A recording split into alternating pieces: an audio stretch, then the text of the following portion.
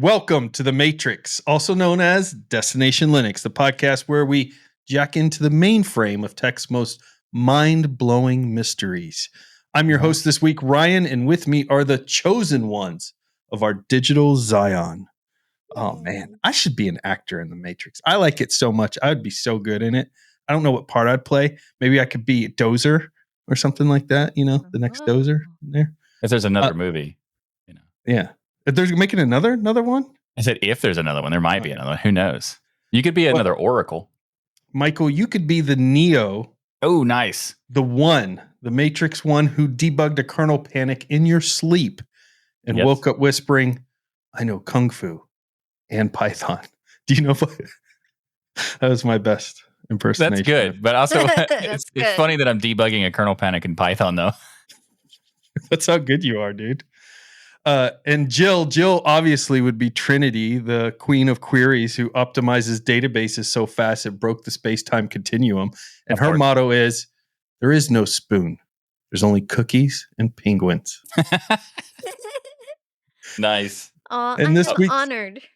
Yeah. Well, it's actually kind of funny that you bring up the Matrix thing because it's not been recent. I don't remember when it happened, but a few months ago they had the 25th anniversary of the Matrix first movie, and me and my girlfriend went to watch it in the theater. It was her first time ever watching it. Oh, I'm so jealous. Wow.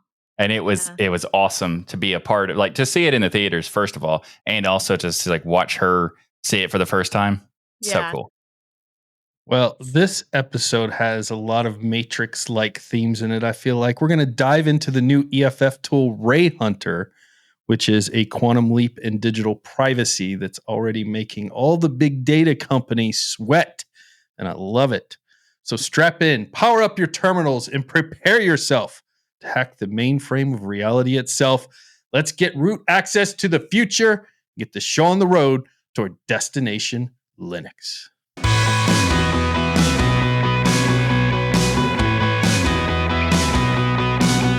In our community feedback this week, we're going to be talking with Jill about Scale 22X this year. We want to know what the highlights were. Who are some of the... Jill's putting on the Scale hat. Yeah. Scale hat has to be in here. Yep. Yeah, I love it.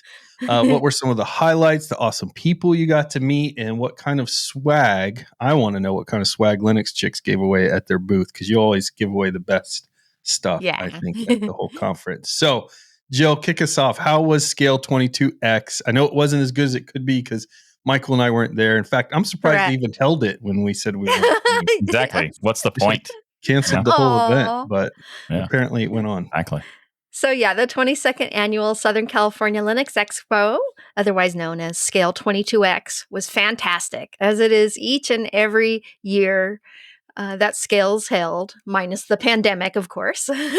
And I got asked so many times as to where Michael and Ryan were. Oh, they love us.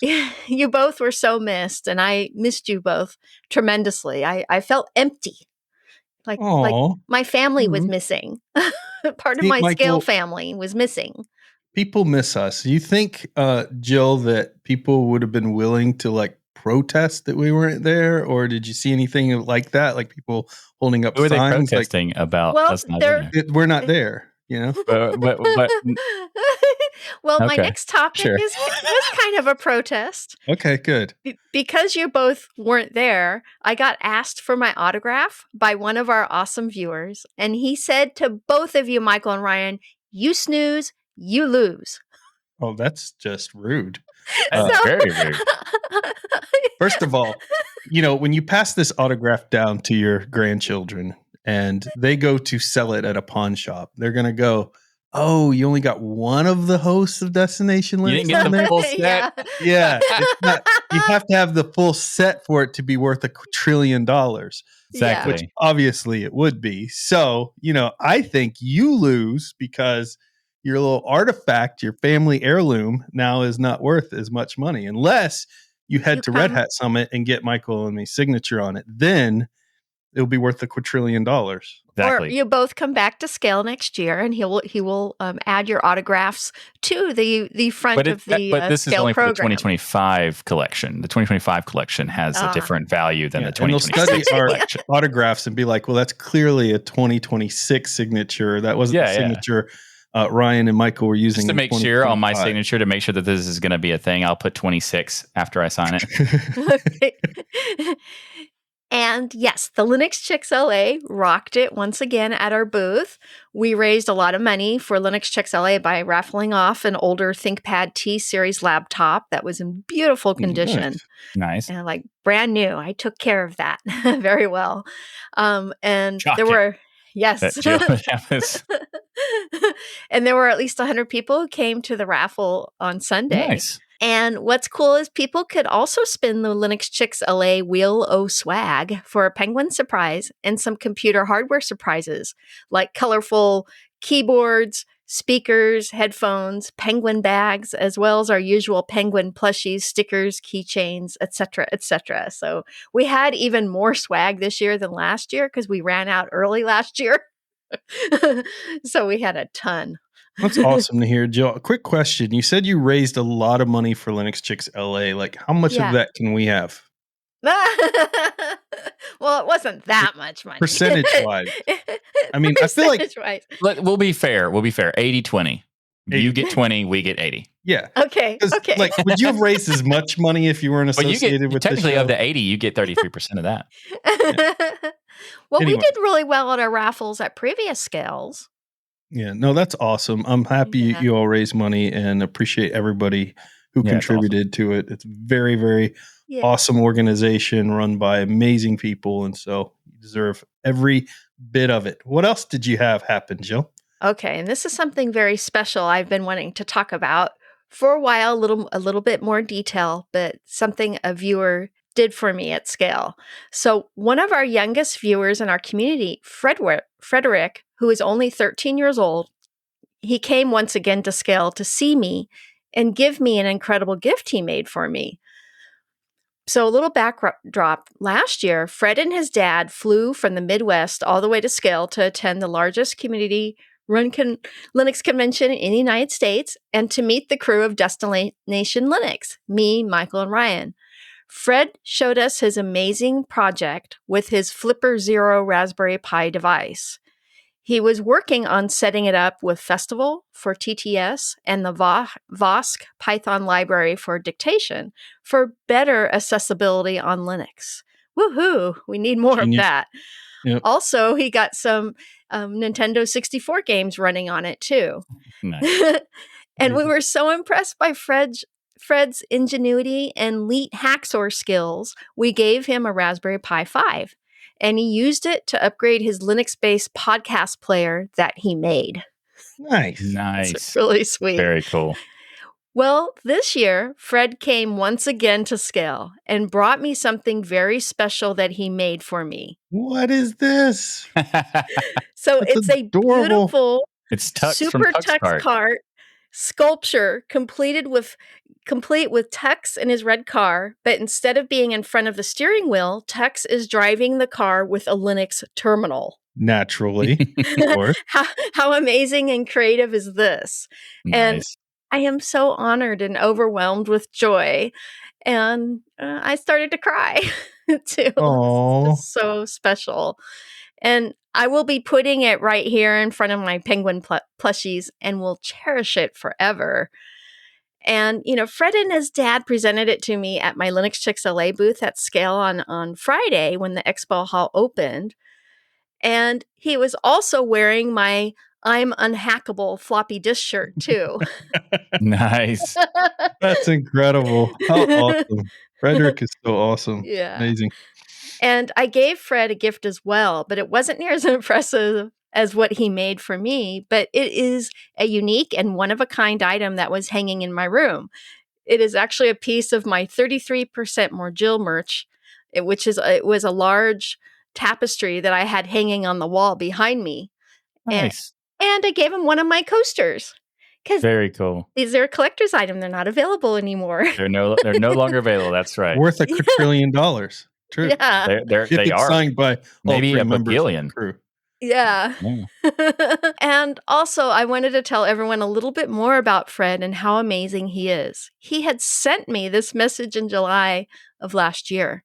I just wanted to thank you all for inspiring me to dive further into Linux. Because of you, Michael and Ryan, I was able to get more into Linux, and today I passed the CompTIA Linux Plus at the Ooh. age of 13. Wow, Fred, that's incredible. So I I know. proud feel of you. very unachieved, like unaccomplished. Yeah. Aw. Um, It's just so. What did you accomplish at 13, Michael? I don't remember. Yeah, I don't Not think very I did notable. much. Yeah. Anything of interest at 13, you know? Yeah. So this is the like. I this is certainly why wasn't passing any certificates at 13. No, you know? no. I don't even know if those certificates existed at the time because it's kind of funny. It You did, know, like no. it's awesome to see like the kids these days and like how young they're working on these types of projects. And there's also a distribution who like one of the distributors started when there was a 9-year-old. Now it's been that kid is now like 14 or 15, but it started the distro and he was 9, and that was like what? And I was thinking about like what was I doing at that age? Well, I think Linux existed, but like barely. So there was not much to use it for. And so I don't remember at all basketball. I was doing I was playing basketball. That's it. I was in the honors program, and When you were 9? yeah, well, I got moved up a couple grades. Of course you did, Jill. Yeah, but look at this. Look at it this way, Jill. All that you spent all that time doing all that extra stuff, moving up grades, all that, and you still ended up here with us. So yeah. did it really get you any further? Wait, no. Yes. You know? You turned it way too far to the wrong way, Ryan. Oh, Yeah. It's because she did all those great things. That's why she ended up here. Oh, yeah. That's Aw. Jill. Yeah, that means that we both did great things because we both also. We just don't remember them. We just don't know what they are. Precisely. Aw. So I just wanted to talk, a little bit about Fred, how amazing he is, how kind, and he's one of the nicest people I know, and I'm becoming more and more friends with him. He's such a nice person. He's like a little adult already. So I just look at him as a peer. It's amazing, to hear Jill say you're one of the nicest people on the planet, coming from the nicest person on the planet. Aww. Fred, that really should mean something, but it should. We have a lot of really amazing people in our audience, and we have a lot of young kids and teenagers that are just doing incredible things. But we also have a lot of older adults that are doing incredible things as well, that just, a lot of times people have the misconception that you get past a certain age, you're not going to keep up with technology. Well, me and Michael had local events where we had people who were in their 70s, 80s coming and doing things that blew my mind. So I love that Linux brings people around of all ages, and you get all kinds of amazing. Linux brings people together. Yes. It does. It brings people together, except in our YouTube comment section. That's where but everywhere else it brings people together. No one can fix YouTube comments. No one can. And I had told Fred at Scale, it's viewers like him that make doing this show all worth it, and all the work that we put into doing Destination Linux. Definitely not the money. So yes, thank you. Definitely not the money. Yeah, 100%. And it was really nice also to see Glorious Egg Roll Thomas once again. But this year he had his own booth for open wine components in the Umu launcher. And Matthew's Lutris Gaming booth was back again as well. Yes. And next to us, the Linux Chick-fil-A booth. So that was wonderful. And I got to see my bestie from Atlanta, Monica Ains Madden, who works at Thunderbird. And I had a marvelous high tea and English sandwiches for lunch at the Tea Rose Garden once again. Oh, and you're her bestie from the Westies. Yes. Oh, you really that was good, Jill, Michael. Wow. So, Jill, why the fancy English sandwiches at a Tea Rose Garden and Tea there? It's our thing we do every year. It's something she loves tea and the ceremony behind tea, and so do I. So we just want to go somewhere special, and that's Michael. She said she does this every year. Were you invited to a tea party when we were there? We've gone to Scale multiple times, huh, Ryan? I don't think we've ever gone to a tea party with Jill. I would like to wear a big hat and I can do the little pinky out, no problem. Yeah. Next time we want to have tea, Jill. Oh, okay. Okay. All right. Thank you. You are invited.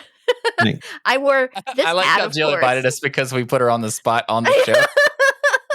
When we go to Scale next year, we won't be invited. And Monica adorned me with gifts, which I will show at another time here on DL because there's so much. Everyone comes bringing their gifts to her. Yeah. So also it was cool to see Emma. I hadn't seen her in 3 years at Scale, and it was so wonderful to catch up with her again. And thank you, Emma, for giving me people who don't know who Emma is, Jill, let's explain. Who's Emma?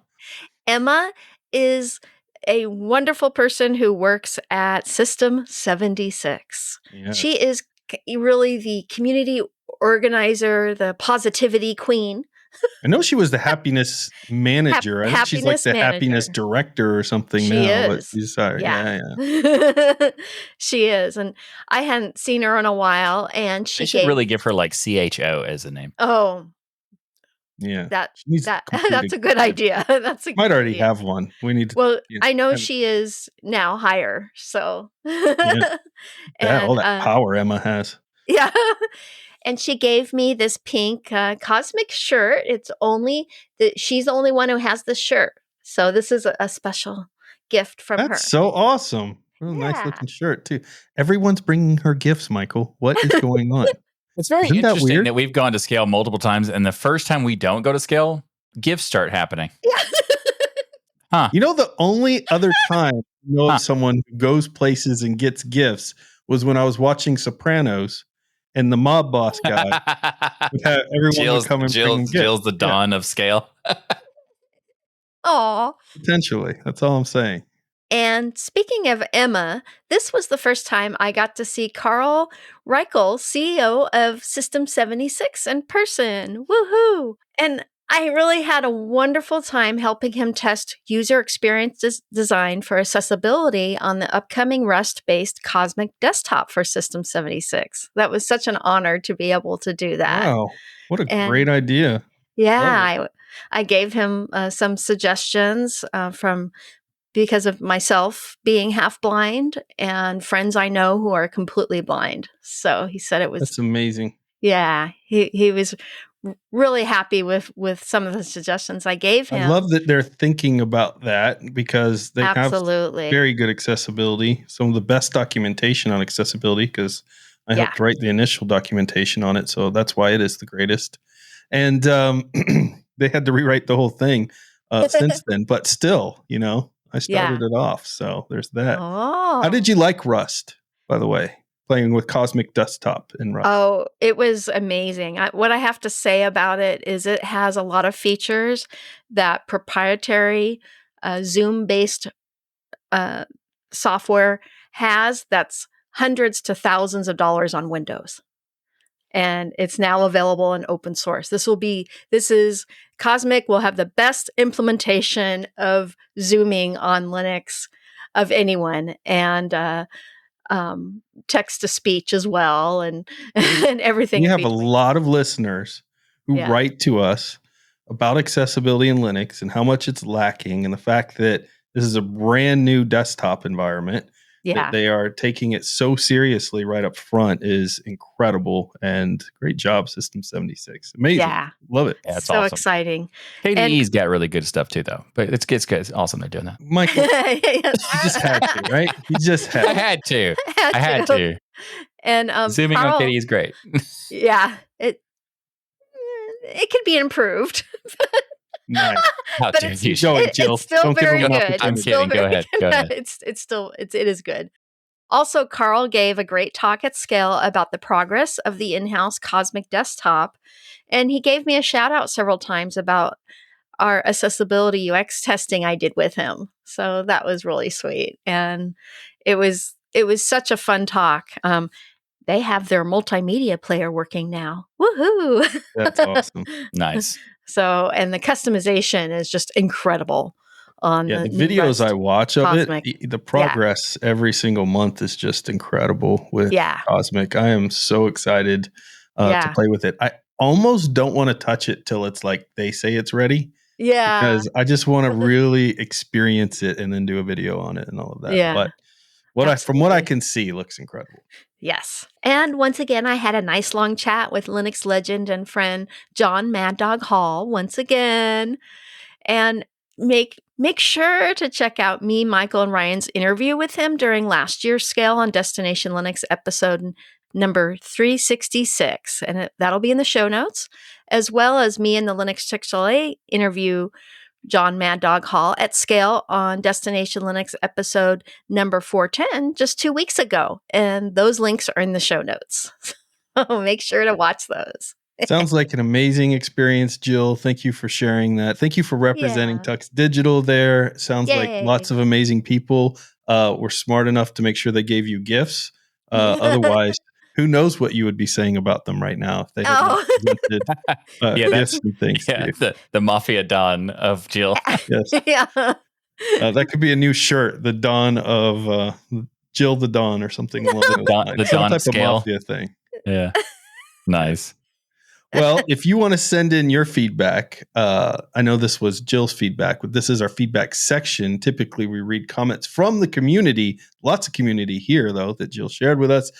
Send in your feedback at destinationlinux.net/comments or go to destinationlinux.net/forum, and you can post there, and we may use it in the show. As Linux users, we know what's up. Security is non-negotiable, but with threats getting smarter all the time, your security tools need to keep pace without dragging your system down. And traditional agents, well, they just slow you down and leave blind spots. It's time for a smarter approach, and that's why Destination Linux is proud to be sponsored by Sandfly Security, the revolutionary agentless platform designed for Linux. Go to destinationlinux.net/Sandfly and see how Sandfly can transform your security strategy. Now, Sandfly doesn't just detect and respond. It's revolutionizing security with SSH key tracking, password auditing, and drift detection, covering threats from every angle. Whether your systems are in the cloud or on premises or even in embedded devices, Sandfly ensures they're all secure without the headaches of agent-based solutions. Listen to what Ken Kleiner, the senior security engineer at the University of Massachusetts, has to say. Sandfly is the first product I've seen that accurately and quickly detects thousands of signs of compromise on the Linux platform. Its unique method automates tasks which would be manually impossible. Automation is key with detection, and Sandfly completely fits this and other requirements. If your organization is using Linux, this should be part of your cybersecurity toolset. Experience security that's not just effective, but gives you peace of mind. No agents, no downtime, just cutting-edge protection. Listen up, people. I need you right now to go check out Sandfly. Go to destinationlinux.net/Sandfly. One of the coolest things, we had the CEO on the show. They gave our listeners a huge discount on the home edition of this. Go check it out. The discount code is Destination50. You're going to want, we're going to talk about some things in this show about security and things going on with privacy and other things. You're going to want to get to know these tools, become more familiar with these tools. Sandfly is an amazing tool. Go check it out. Go to destinationlinux.net/Sandfly. Help support this incredible product that supports the operating system we love, which is Linux. The EFF has announced a new open source tool that they've made to detect cellular spying called Rayhunter. What does that mean? Well, it's actually to help you to find things called cell site simulators, or CSS, not cascading style sheets. CSS meaning cell site simulators, or stingrays. That's why it's called Rayhunter. And there's a bunch of other names. Good. Like it's so good, by the way. It's a good name. It's a very good really name. Is. They're also known as like IMSI catchers or MC catchers and more. So there's quite a few, and they're kind of used interchangeably. But Stingray is probably the most commonly known. So we're probably going to use CSS and Stingray most of the time. Yeah. So what's interesting about this, you're traveling down the road, your phone is connecting to the different cell towers out there for your specific carrier. Sometimes they'll roam on different carriers, but the end result is you're on some type of carrier. But then there's these government towers out there. Sometimes they're not even government towers. They could just be bad actors out there, right? That set up signal interceptors, the Stingray towers, mostly run by some type of law enforcement organization, and most of the time without warrants or oversight. And so what happens is your phone gets tricked. Instead of connecting to its normal cell tower, it connects to one of these Stingray towers.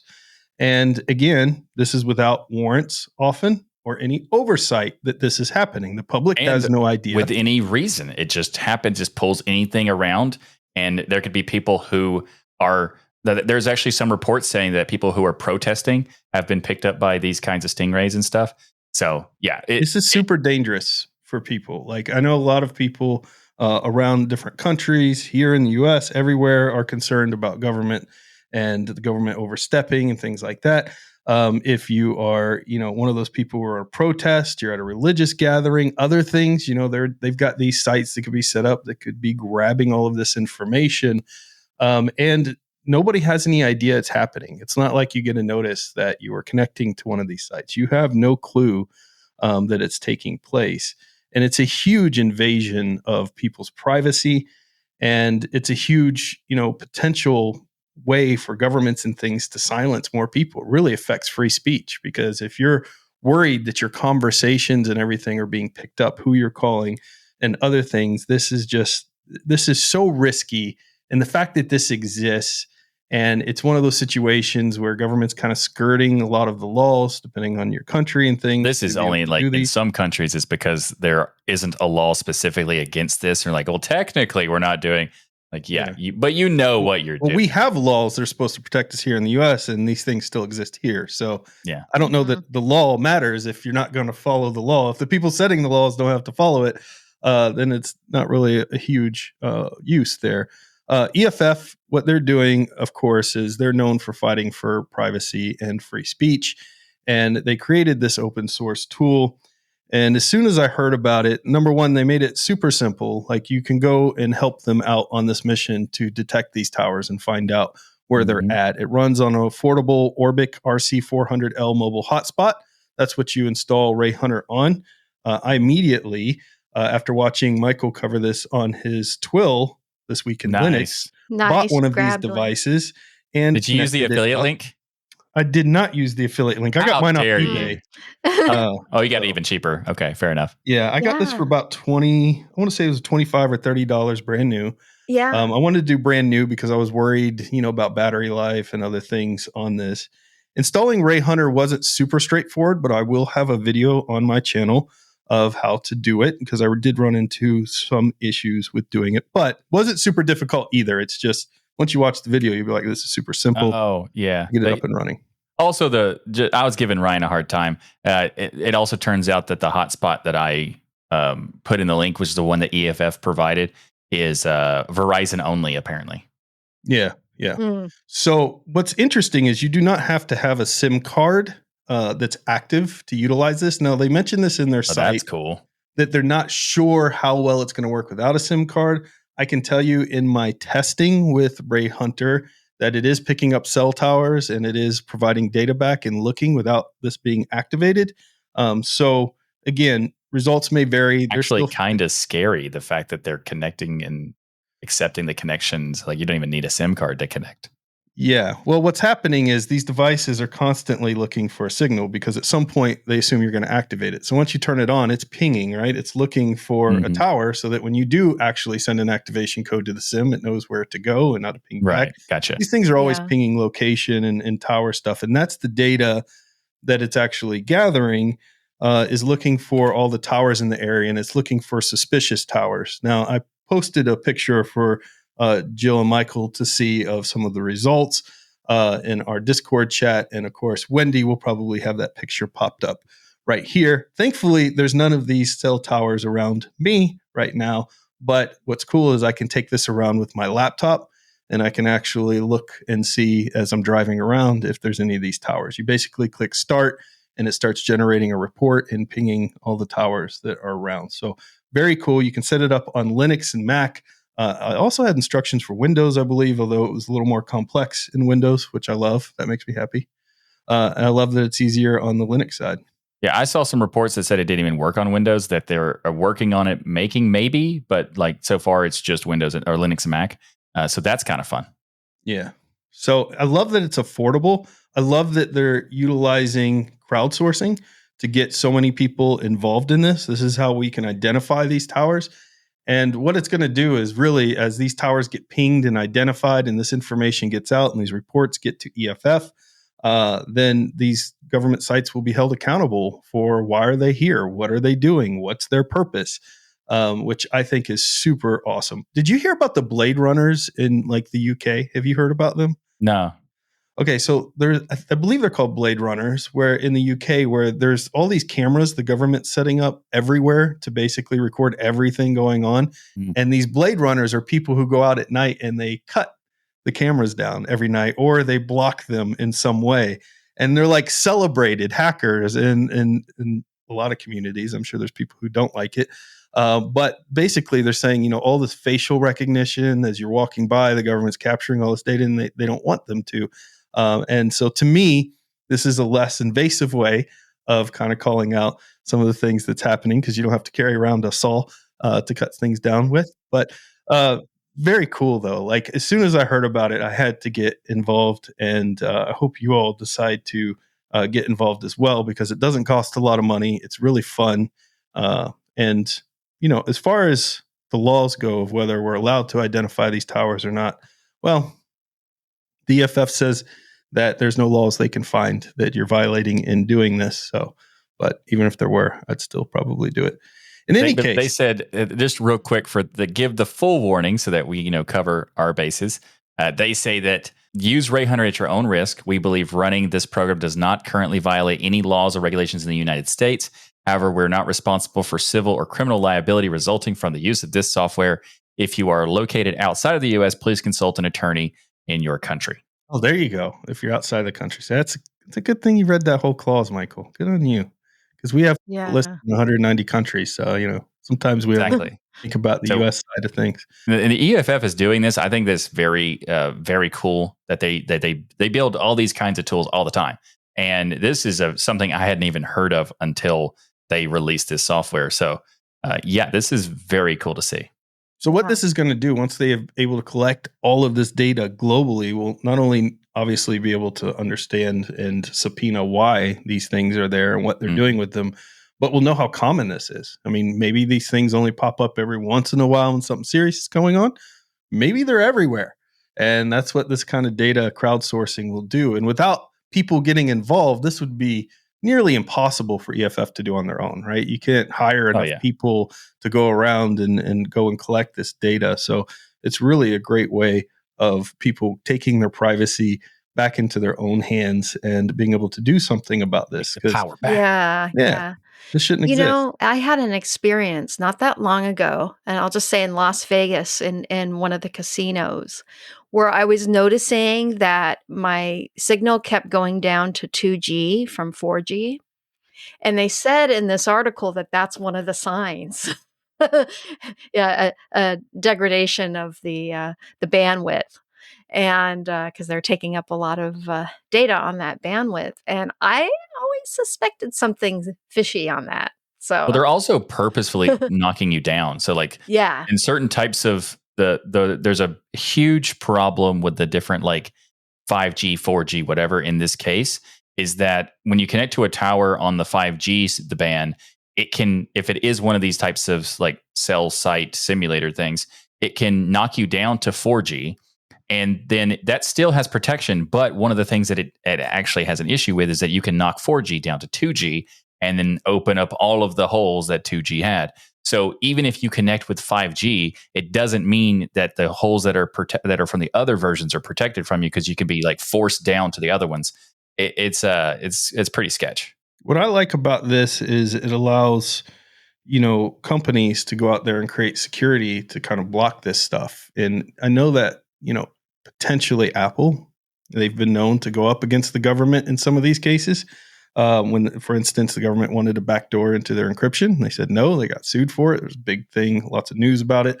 I think taking over people's cell signals, I think telecom companies should be pissed about this, especially warrantless. You can get a warrant and get all of these records if you are targeting a specific person, but this wide sweeping net is where things get really, really dangerous.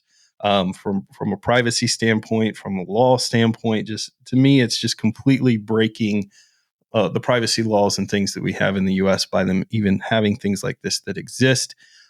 Maybe there are use cases, right, there where you can go to a judge, get a warrant, and have one of these towers that need to be in a specific place because you're trying to stop a terrorist group or something else.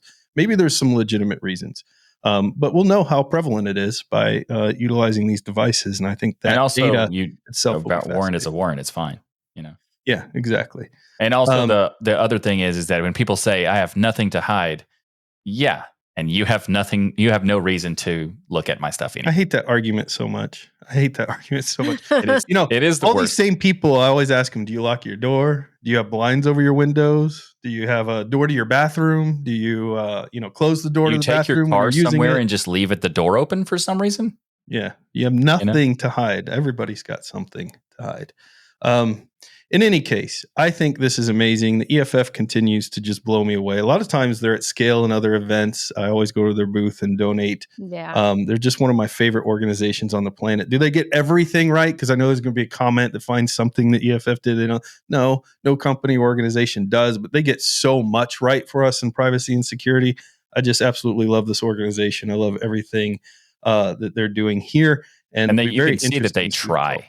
Like they put a lot of effort in trying to protect people from so many different facets of weirdness that's happening. Also, I actually renew my EFF membership every year at scale. So because we didn't go to scale, I forgot to do it. Forgot to do it. That's you have a good to do point. it online.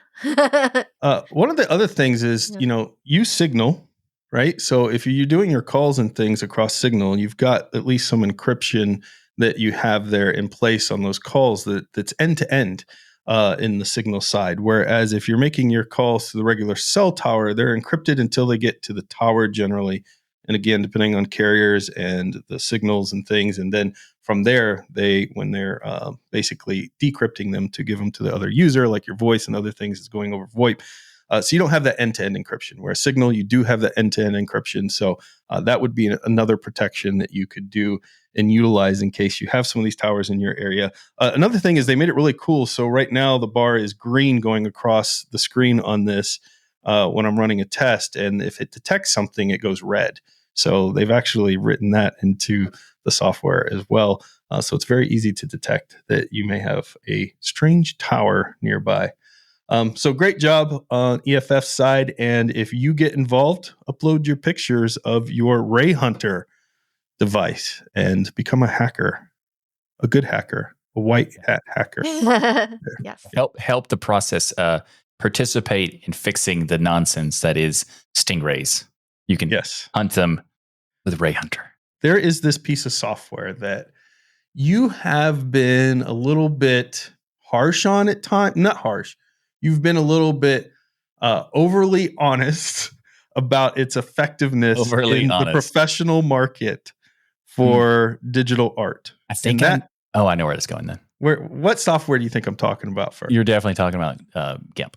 Yeah. No, I'm talking about the terminal. You don't like the terminal, and it's really upsetting a lot of people. Yeah, I don't like the terminal for graphic work. You're right. Yes. I don't.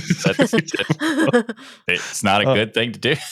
Oh, sorry. Maybe it was GIMP. So GIMP has a brand new version out, and this is 3.0 imaging tool that is basically, I guess, not a competitor. It's on par with Photoshop, right? It would be a free open source version of Adobe. On par would suggest that it's as good. It's definitely not on par. See what I mean about Michael? And he says the same thing about the terminal, by the way. He said it's not on par with PowerShell, which is his favorite. I've never said that at all in my life. I've never said any nice thing about PowerShell ever. So first of all, GIMP 3.0 is a huge update. I've been a person who's kind of like, I'm in this space. I'm a graphics designer professional. I've spent years and years, multiple, at this point, close to multiple decades in these kinds of tools. So I have a ton of experience on this topic. And up until 3.0, GIMP was not really usable for my field. Now, for professionals, key here is professional, because I know a lot of people use GIMP all the time for. So here's the thing. Work. Every time I say that, I have to explain to the people who I'm talking to that professionals in my field is different from just someone who is a professional of some kind using it. So, like, for example, someone who is a photographer, who is a professional photographer, who then goes into GIMP and does a little tiny thing here and there. That is not who I ever refer to as professionals when it comes to these applications, because these applications are specific for a particular purpose or different industry. And that specific industry is what I'm referring to. So for someone who needs to be in it all day and do all their work in those tools, that's where it's not professional level. So a regular user or somebody who's just dabbling, or maybe you're making some edits to a photo here and there, that's not who we're talking about. We're talking about somebody who would utilize this as part of their profession all day every long. Day. Digital art, digital, creation, marketing, for all that that industry. Stuff. Yeah. So, you said that it wasn't up to par, but 3.0 is a huge improvement. And one of the things that they introduced, which was your biggest issue, was that basically GIMP was destructive. It had destructive layering. And so what that means, it was destructive entirely. Yeah. The underlying images and things, you could not basically go back forever to resolve those. As I understand it, this is definitely not my field. You can't go back forever to fix, like if you make a bunch of changes on top of stuff, there's no undo forever on things. You can make actual damage to the underlying image that you can't undo, right? Is that kind of what destructive means? That is basically what destructive means. Yeah. So I'll give you like a brief breakdown of like what the differences are. So destructive editing is where the original image is directly modified at the pixel level. So it is completely changed, and changes can be undone while you're still in that session, like that editing session, but only one at a time. So if you have done 17 things and you want to change or make an adjustment to the second thing, well, you got to go back to that second thing and then start over again. So everything you've done up to that point, you've got to lose everything you've already done after that. Got it. Yeah. Okay. Makes sense. So if you want to change something, there's a lot to have to deal with. And then once you save the project and close it and come back into it at some point in the future, well, your changes are permanent and you can't undo anything. Whereas non-destructive is where the original image is never directly touched at all, and instead edits are applied as filters or as objects or layer effects or adjustment layers or something else. These types of alterations live separately from the original image data, and that means that they can be modified endlessly at any time and in any way, all without negatively impacting other modifications or the original image itself. So they introduced non-destructive editing and non-destructive layer effects and filters, allowing users to tweak or revert their changes without affecting the original image. Which is fantastic. I'm a huge fan of this update. GIMP 3.0 is a big deal. But it's not full non-destructive editing. They've added non-destructive filters, which is great. And the layer effects are kind of just a part of the filter system. It's a little bit different because layer effects is something that's related to Photoshop and Photopea terminology, but you can kind of use the filter system to do layer effects and text effects and stuff like that. So it's still fantastic. It is a huge step forward for the GIMP project. But the thing about non-destructive editing, that's a term that describes the entire process being non-destructive. And certain elements in the new version of GIMP are non-destructive. Still, huge leap forward, fantastic update. Love the fact that they've added any non-destructive whatsoever. So this is awesome, but it's still not fully non-destructive. So it's a step in the right direction, a huge step in the right direction. Huge step in the right direction, yes. Yeah. And also, I noticed when I was playing with the new GIMP 3.0 that the interface, not only when you first open it, was much nicer. Instead of having that caricature with the little paintbrush hanging out its mouth, it was a nice kind of beautiful image behind it. And then it popped up with a little, interactive GUI that basically said, hey, do you want to start something new? Do you want to open a file? It was very, very nice what they had done there. And also noticed some changes in the interface. A lot of the icons and stuff are still the same, but changes when you hover, lots of instructions of what the tools do, what the underlying tools are when you hover, making it much easier to find the kind of tools and things that you want, which I was super happy with. One of the things I do is I'll take an image because I'm making YouTube thumbnails, and then I'll add text over top of them. to Michael's horror, generally in the wrong spot and the wrong kind of text. But I do it anyways, so that he's compelled to fix it. And when I put that text over, I want to change. First of all, I know that's what you try to do is to annoy me, to make me do it. I completely know what you're doing, and it still works somehow. I don't know. Still do it anyways. I appreciate it, Michael. One of the things that I noticed is that when I was changing the font and stuff, I was able to quickly do like color picking to match certain colors in the picture. Really easy. It was very intuitive. One of the things I didn't like is that when I was trying to look for a specific font, I highlighted the text that I had added, and there was a little box, obviously, where you could bold, italic, all the things kind of like pops up in Word, and it had the font name there. And when I clicked in that little box, I was clicking, waiting for a drop down to choose different fonts, and there was nothing that was there to choose. I could manually type a different font in, but then I noticed over all the way on the left on the panel that there was another font option, and there I could drop down and actually see all the font options, but I could not. I'd have to manually type it in over there. So that's one of those things where it would be nice if I'm, at that section, I'm selecting that text, that I have a little drop down where I could see the font, but also see what the font's going to look like, because that's a big thing. There's like a bajillion fonts.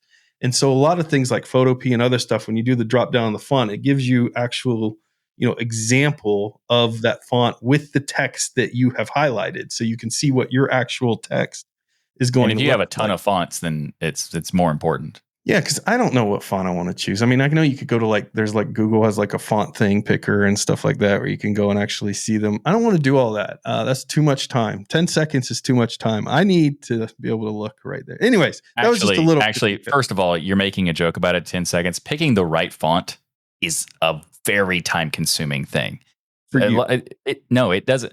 Well, you're not going to pick the right font, so we've already established that. For a when you are picking the right font, which Ryan does not do, when you're picking the right one, then it requires you a lot of testing and trial and error and other sort of stuff. So it does take a while. So making it as easy and more as fluid as possible is important. And I do think that they have made a lot of improvements. I mean, we're kind of skipping the whole GTK3 interface part where they have replaced the toolkit now with GTK3. Yes, GTK4 is the current one. Yes, GTK5 has already been talked about being made. But it is great that they've updated it, because GTK2 was the previous version and it hasn't been touched in a long time, like 10, 15 years. So it's very important that they did this first transition to GTK3. So it's very good. And there's also a lot of improvements. That means that it's also going to work in Wayland and all that sort of stuff. It's cool as they did that move and added all this extra stuff, because that move itself could have been the update, right? Oh, yeah. I mean, that's big enough. Oh, yeah. It's a big deal, but it also was so much work that it took them like 7 years to make this process happen. And keep in mind, this is a free and open source tool compared to Adobe, which is insanely expensive, like so ludicrously expensive that you have to be a professional to want to pay for it. Otherwise, even if you are a professional, you still hate the amount of price it is. Yeah, and you still hate the fact that you have to be online to use their software, and you hate the fact that you have to basically agree to their terms of use, which are insane, that allows them to use everything you do inside of their tool for their AI garbage. And I heard their subscription service is, in case any lawyers with Cheeto fingers are listening, is very abusive in that when you try to cancel, it actually will penalize you for canceling early, like ETF fees and things like that. Mm-hmm. I've seen those as well. Exists. Yeah. I've seen those as well. Which I have insane. never actually participated in the subscription version. I stopped using Photoshop after they started doing the Creative Cloud thing. Oh, so crazy. I actually, I think the last version I had was CS7. I think that was the last one. It was the last one before the Creative Cloud. The Creative Cloud, yeah. And then I found Photopea, and I'm a big fan. But GIMP has a ton of potential, and this new version brings it to a point where it actually has a seat at the table to have the discussion. I mean, it's like a kid's table seat, but still, it's there. So it works so much better on Wayland. And I noticed I've got two 5K monitors here, and it's just so much smoother on Wayland. The icon themes look really nice and high DPI. And the GIMP 3 also looks better on tablets. So if you have a Linux tablet, it's going to look much nicer now. I noticed that immediately. That's a big deal. That's very cool. I was wondering what you guys think about the fact that AI is now out there. And I know there's still AI is not there with the professional work, obviously. Like I've used AI to generate pictures. It does an okay job, but it's not quite perfect yet. When I look at things like Canva and how far it's come along, when I look at things like the image generation, movie creation, the stuff that you'll see posted in social media and things, is getting better and better and better. Is there a place for tools like these 5 years from now, 10 years from now? Mm-hmm. Absolutely. Okay. Yeah. Why? Well, mostly because the AI stuff gives you eventually they might get to this point where it's actually useful. But when you do an AI generated thing, it's still going to give you a good starting point, but it's going to give you not a great overall experience, especially with the fact that if you want a vector image, for example, it will give you something that looks like it's vector, but it will not be using any kind of vector stuff. So it is kind of defeating the point in that sense, because the whole value of if it could actually provide vector, that would be useful, because then you could go in and change things and that sort of stuff. But the problem here is that it's going to give you a single image that is rasterized, that you don't have the ability to really customize that much, and it's just not going to be a great experience for professionals. For people who are like everyday users, these tools like Canva are very good. If you want to, kind of create some generic background or something like that, totally give it a shot. It'll be fine. But if you're a professional, that control and that precision is very important. And I don't think the AI is going to get to that. What about the fact of AI being incorporated into tools like 100% that will happen and already started? It already Adobe has some of it built in. Yeah. I think that services like Photopea being in the cloud will probably. I'm going to give you an example. There was a photo that I had to do some work on, and it was at some kind of event, some kind of charity event or something. And there was some people in the background that they didn't want to have in the way, in the field, because the way the angle was, the photo is just kind of awkward. So I had to go through the process of removing them. And I was like, you know what? Let's see if the AI can do it. So I did an AI grab and replace thing to see if I can put some fake background in that looks normal, looks like the rest of the actual background. And it worked surprisingly well. It was not perfect. There were some issues I had to fix, but it eliminated 80% of the work, which was awesome. I loved that part. I still had to fix it, but instead of going all of it, which would have taken me hours, I had to fix probably 20 minutes of it. So this was a huge deal for me. And then there's other tools where they can just automatically remove the background by clicking a button.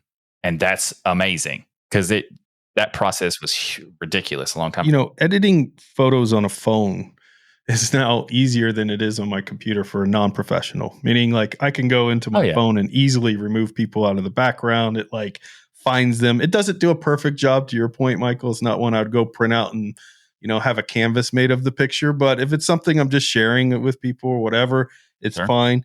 But I guess overall my point is GIMP could utilize, if they could integrate now that they've kind of got the 3.0 out of the way, they've done some amazing enhancements here, but find some open source AI tools, or if someone from the community could work with them to integrate that, how amazing would this tool become by having AI integration that runs locally on it, that you could add as a plugin or that you enable when you install? Because I think that's where this is all going. At a certain point, GIMP may get to the place where nobody, even in the open source community, could really say that they're utilizing this in any meaningful way if the AI becomes what we think it's going to become, because already what it's at is amazing, in the next 2 to 3 years. So I think it would be really important for them to be focusing on it. I would love to hear from the people that work on GIMP whether that's something on the roadmap, because, man, talk about taking an amazing tool and bringing it into the future. in a way. Yeah. I mean, I think that's been really interesting. And I do think that at some point it should happen. So the way I look at it is that from the average user side, GIMP can do 80% of what you need it to do. Or 80% enough, like it'll do it, whatever you need to do. The new version, GIMP 3.0, will basically mean that for 90% of the people out there, it can do everything you need it to do, and it's fine. No problem. For professionals, depending on what kind of professional you are, it could be okay. It also might not. So in my case, it's very far from needing to be where it needs to be. So I think that AI would be a very cool addition, and it would be something that I think would be very beneficial to getting more people to look at the project. But I don't think that that is something that should be a focus, because there's so many different pieces right now that are available in the competitors that are so much better than what's available in. But I mean, if you spend all your time trying to go to the competitors and match everything they have versus if you just get AI integrated, it may be able to do those things without having to write all the code for it. I think if GIMP is trying to go to a different approach, like I think that's an interesting point you're making. If GIMP was not trying to, let's say, be a competitor to Photoshop, let's say they don't want that. If they wanted to just be a fantastic tool for the average user who wants to do like some basic stuff, like a thumbnail or change some people out of it and stuff like that, just do some basic editing, then if they did what they had right now and then added AI, then that could be a perfect solution for those people. Mm-hmm. I don't think it would be professional remotely, but I do think that would be that could be a play. You could just pivot to that and say, hey, this is where we're going with it now. Very cool. That'd be cool.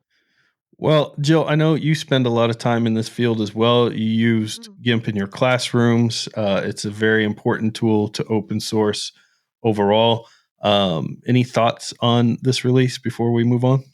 Oh, I'm just really excited about it. Like I've said on shows past, I have used it for professional animation before, but the needs of a professional animator are different than a professional designer. So it's true. It's doing film touch-up work with it is wonderful that I was able to do that with the GIMP back in the day. But there's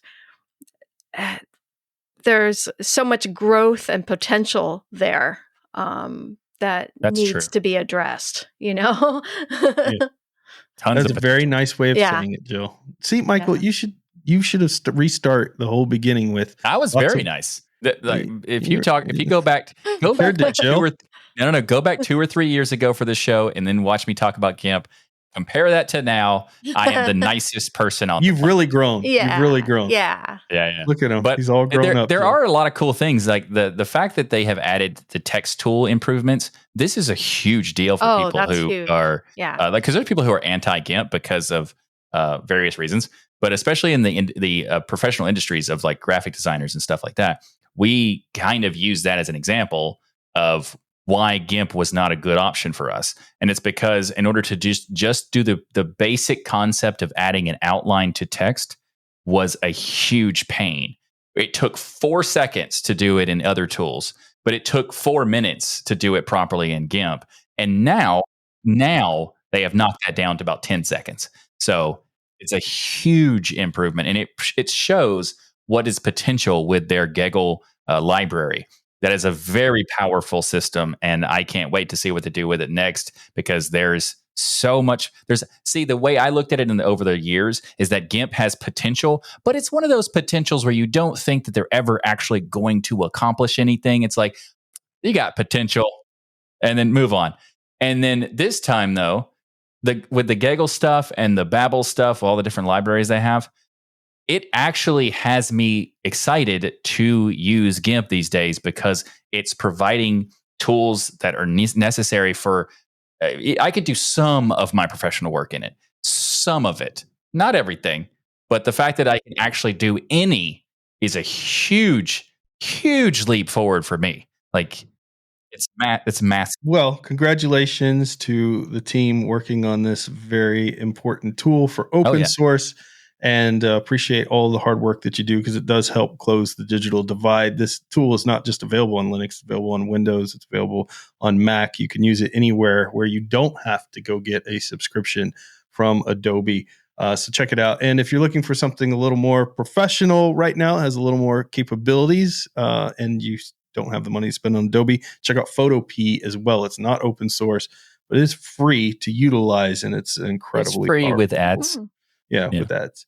And also, if you want to pay for it, it's not that much. It's like, but the ads aren't like in your picture. It doesn't make you like download a picture. Yeah, they're on the side or and like anything. a It's little just sidebar. like a little sidebar thing. Jill, please wake up and take us into gaming. Okay, sounds good, Ryan. So after last week's discussion, it's clear we need a zero violence video game for Ryan to play. Why? Why is that clear? Just because I was a king dictator that took over your village of happy people? Yeah, you invaded Jill's happiness place, happiness island, with your with your demoralized soldiers. Yeah. That's why our game pick this week is Wake Cup. I love how long it took us to get to explain why Ryan was telling her to wake up. They're like, wow, why did he just yell at Jill to wake up? Why did you tell Jill to wake up? That's why. And on Steam, someone's just deleting their comment right now. They're like, I was going to leave the nastiest comment. Oh, yeah. No, there's a reason. Ryan wasn't being mean to me. This time. It was an awkward segue that I just enjoyed the awkwardness so much that I wanted to point it out. That was funny. So on Steam, this game describes itself like this. Wake Cup is a caffeinated, non-violent tower defense and clicker mashup with roguelike meta progression. We need you, Barista. Wake up and fight against the exhausted masses and keep them energized with a cup of coffee. The economy must flow. Or as I would say, let the spice tower flow. Defense. Like brewery thing, or no, coffee brewing. Yes. Like this tower defense, like Starbucks type of thing. That's hilarious.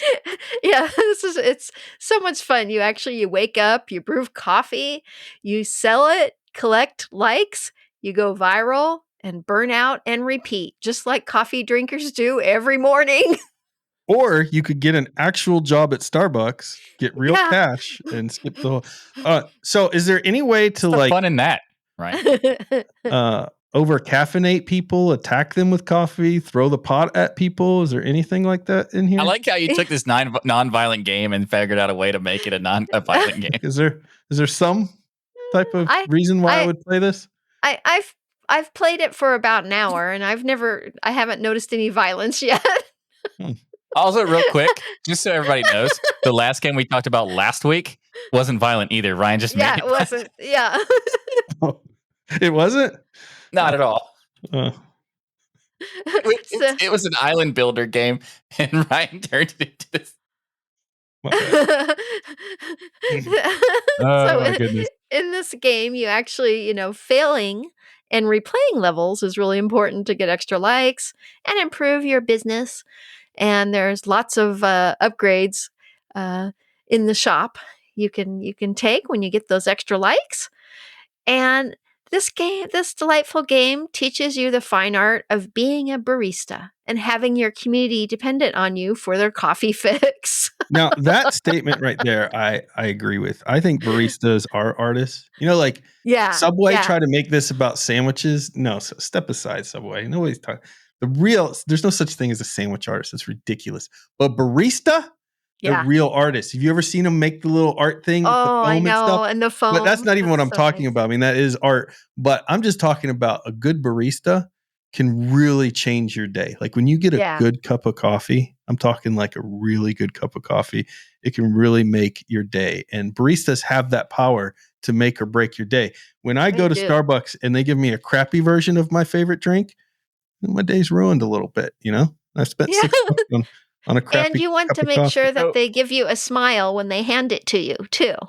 So just real quick, Ryan, I don't know if you know this, but Starbucks baristas really don't have to do barista stuff. It's mostly click a button and put the stuff where they need to put it. Most of the time, but I have seen some very good baristas that started out at Starbucks and some good baristas that work at Starbucks, you Of know, that course. it's Go the using as extra their jumping mile. off point. Because Starbucks, I don't know if they still do, but they used to have really good benefits, like college benefits and other Oh, stuff. So a lot of people, absolutely. and Yeah. so a lot of people who are really good at coffee and love coffee do work there. But yes, as a whole, you are correct that you're like top tier baristas are not generally working at Starbucks full time. They may start out there, but Yeah. then if you go to your local coffee shops, oh my Mhm. goodness, there's That's some where they real shine. artists Yes, there. local coffee shops that have like custom like tailor-made type of Drinks. coffee drinks. Yeah. Those are fantastic. And I've frequented many of them. And that stuff is very impressive. But you know, Starbucks is still good though. It's still By the Yeah, way, you- Starbucks, you could sponsor us. You can see you have a green logo. I have a green background. I'm just saying we would take your sponsorship. And my favorite drink is a vanilla ice shaken espresso with vanilla sweet cream instead of 2% milk, which makes all the difference. It's not only low calorie, but it is delicious and heavily caffeinated. I prefer a hazelnut oat milk shaken espresso. Oh, that's good. Now, I prefer a vanilla cream frappuccino, which is no coffee, and with a caramel drizzle on top. Because I actually don't like coffee, but I love their other mixed drinks. I knew there would be something that Jill would say that I'm like, yeah, that knocks her down a point. And that right there, finally, It only that took knocks her down a Finally, point. something. 5 years for us to find out that Jill has one flaw, and that's not liking coffee. That's Yeah. It's And that so is a funny. flaw, people. Like if you're there like, oh, I don't like coffee either, you're flawed. You're flawed. Okay. Just your Aw. flaw. accept it. But seriously, coffee's amazing. But you could go check out this game, Wake Cup, because that's what we're Yes. talking about, not our recipes for different coffees. Yeah. Oh, And it's available on great. Steam for $3.99, or you can test out the free game demo on our Linux Penguins out of the box, or should I say out of the cup? Nice. Very good. Also, by the way, they used to have a dark chocolate shaken espresso, and they got rid of it. That's so mean. Oh, that's So one of the mean. things they just recently got rid of in their Michael, menu. we're trying to get him as a sponsor. Can you like Oh, right. So Starbucks, if you'd like to Oh. sponsor this show, give me a call. My number is, I'm not putting my number on the show. You know what? The Starbucks sponsored the Linux Chicks of LA. Jill, you didn't think to ask them, could they sponsor us too? You didn't Exactly. that didn't cross your mind that we would got the hook up with Jill, and we didn't even know it. I would totally sell out for Starbucks. By the way, if you're mad right now because you own a coffee shop and you're like, I can't believe they're promoting Starbucks, you sponsor us and we will de-promote Starbucks all the way. Exactly. And I just Either want way. people to know that if you think that we're on here saying that we'll sell out, if you think that we would never sell out, okay? Unless there's a lot of money involved, A lot of money. Yeah. like a lot. Then So maybe. contact us and we will sell out for you and your coffee. That doesn't apply to VPN services though. Stop contacting us. If we don't, all right. we're done. Yeah, leave us alone, VPN companies. Okay. So you remember the clap on where the commercial where you could clap your hands and the course. lights Clap would on. come on? Clap Of off. course. First Clap of all, on, clap off. The way ahead of clapper. its time. I still want it to this day. And Mhm. I can't find them anywhere. The You know clap why? on. You know why it failed? Why? Because every person who got a clapper, every one of them, if they had kids, they hated the clapper. Yeah. Yeah. The reason I know that is because when that was coming out, I was a kid, and I definitely made my parents hate the clapper. You know what is interesting though, Michael? I was thinking about how funny it would be. We used to clap in between for segments of our show. Segments, yeah, Yeah. For we for used editing to. editing It would purposes. be if we had a clapper tied to our computer power button. It would be the worst decision ever. Clap, turns on, turns off. Anyways, that's not what we're talking about. Our software spotlight is a tool called Turn On. With Home Labs, you can have all kinds of equipment doing all kinds of different tasks. However, you don't always need them on 24/7. So our software spotlight is That a is tool your called segue. Turn It's clap on, turn on. Yeah, I think they should combine, like take the code from clap on, combine it with turn on, and you could clap your servers back awake. Oh, You that'd know? be good. That'd be good. Wake In the on middle clap. of the night, I like you know it. how some of these servers Wake on boot up clap. I and like it sounds like a jet engine taking off? Yeah, Could you for imagine sure. you're in the middle of the night and make a clapping sound, and then the thing starts booting up. You're like, what the heck? As the name suggests, turn on lets you turn on your network equipment using Wake on LAN. So if you want to power on your NAS, gaming console, web server, onion router, whatever it is you want to do with the app, you can do that. You can obviously add multiple devices to this, discover devices automatically on your local network, monitor device status, turn on with the Wake on command packets, turn on devices from GNOME Shell Search, and turn on devices from the command line with this tool called Turn On, which is available as a flat pack as well. Most people who've played in the terminal are aware of CAT, C-A-T, and all its flexible abilities. But what if I told you there was a better one called BAT? Batman. Yeah, Batman. BAT is CAT, but better. It comes with things like syntax highlighting, and when you open a file, it automatically goes into scrollable format, just like using the less command would, which is really cool. In addition, it has great themes and can even be integrated into Git.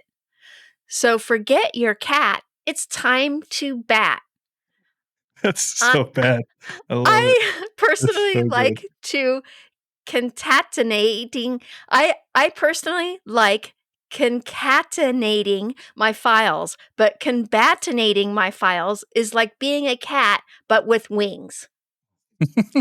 Michael, did you write this? That was Jill. That's all Jill. All Jill. That's so In fact, unbelievable. I'm proud of Jill for putting this in the show. Jill, what has happened? Bat is actually really cool. I was able to easily set it up as an alias. Michael, why are you laughing? Shut up, Michael. He spent about 15, 20 minutes. No, it was not 15 to 20 minutes. It was at least 5 minutes. I made a few mistakes because I thought it was cat bat and it's bat cat. So he kept putting the alias. There was like 15 or 20 aliases are in there. Yeah. And then he's like, Michael, was it cat bat? I'm like, no, it's bat cat. And you're like, oh, really? Yeah. Because when you install this, you have to use some distros don't refer to it as bat in their projects. They call it a bat cat, like Ubuntu. And what's funny is that I didn't know this. I have never actually used bat. I had never heard of it. I think it's cool that this exists. But what was funny is the reason I knew it was called bat cat, not cat bat, is because Ryan said it earlier when he was talking about the Ubuntu package, and then he forgot what it was called. And it just made me laugh so much. And I'm like, hey, I'm fixing something that you told me what it is. The fact that Jill, you wouldn't defend me on that was amazing. I really expect more from you, Jill. Just because I was going to attack your little happy village. Michael. Ryan made an alias that says Michael. So when he types it into his chat, it insults me. Yeah. So I am good at aliases. I just didn't have the right alias name for this one. You know, that's good. Yeah, that one's fine. Yeah, that one worked fine. By chat, I mean terminal, but he posted it in our chat. That's why. Anyway. There you go. Michael doesn't use the terminal; he uses PowerShell. A big thank you to each and every one of you for supporting. You put PowerShell in a terminal, so it doesn't even make any sense. By watching or listening to Destination Linux, however you do it, we love your faces. Michael, please, you PowerShell fan. Okay, so we actually had a comment about me interrupting Ryan all the time. This time, I'm deserving of interrupting Ryan. He's saying a bunch of nonsense about me, and it's not cool. He's a huge PowerShell. I don't use PowerShell. As soon as we turn off the camera, he has a PowerShell bandana and a PowerShell shirt and a PowerShell sweatband that he puts on. I have never worn a sweatband in my life, except for PowerShell. Of any kind. And all the other stuff is nonsense too. I just want to remind everybody that Ryan likes to say nonsense about me. It's not true. If you're upset about Michael and his love for PowerShell, join us on our Discord at techdigital.com/Discord. You can let Michael know by using the term #PowerShell, and we'll know that you are upset with Michael and his power. I expect to see a lot of #PowerShell. Ryan, why do you hate me so much? Michael's just getting back to you for doing all those changes in the show notes as he was trying to read. Jill, I don't know what you're talking about. I'm innocent. There's no proof. There were certain sections of the show. We might even put up a clip on the channel of I was trying to read certain things, and then Ryan decided to just start messing with me repeatedly. Ridiculous. Yeah. And ridiculous and he did claim it to me once no too. Proof of. He did. Jill, there's no proof I was involved. For the patrons who want to know what just happened, as I'm doing this thing, the ad read, Ryan decides to start pressing enter a bunch of times so the words move out of the way and I can't read them anymore. Yeah. He's done that to us several times. Other than the fact that I randomly posted Batman text into makes me a There's little no bit proof suspicious. except for the fact that we were recording. It was were they Batcat commands in disguise, Ryan? That's it. Exactly. If you were a hacker trying to emulate me, you would put stuff like that in there to try to make me seem guilty. So that's just saying it could have been a hacker. Michael, if people want to support the show, they can go to tuxdigital.com/membership and become a patron of incredible train wreck. Show. I'm not a train wreck. Amazing show. If you want to get your perfect cup of coffee, you can do that, but you can also skip the week and skip a day and getting that coffee. And you can become a membership, and that gives you access to Jill's Island. I don't know if you know this. If you want to get access to Jill's Island, you can't. So we talked about this last week, and I kind of made a joke about it, but no, it wasn't a joke. This is actually how it works. There's been people who've posted comments on the YouTube. There's people who posted in the Discord channels. There's so many different people saying they want to be a part of Jill's Island, but you can't unless you become a patron. tuxdigital.com/membership. The only way to be a part of Jill's Island is to be a patron. Now you can join Ryan's Island at any time. We don't require anything but your subservience. Yeah, it's like exactly. You can join Ryan's just fine at any point. Mine, I haven't really decided a policy yet. We'll see later.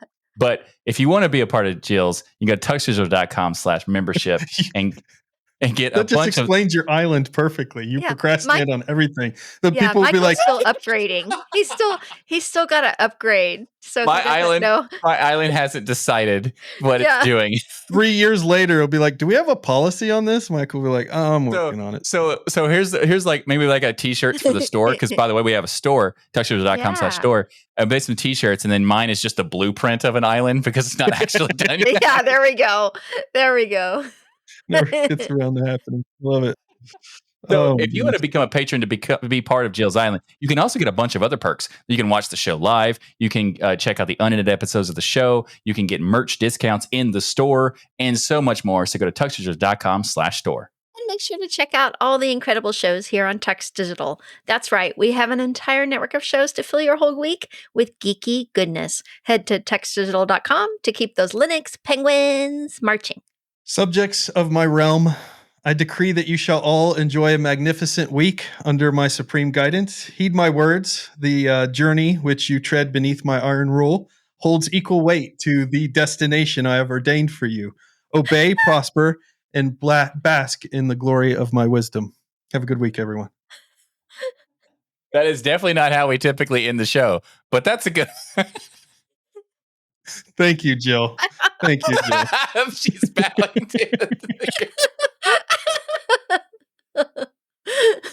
Oh my goodness. Thanks for watching the show, everybody. Yeah, love you all. I don't know what just happened there, but thanks for watching for the show. We'll see you next. You better love me. Or else.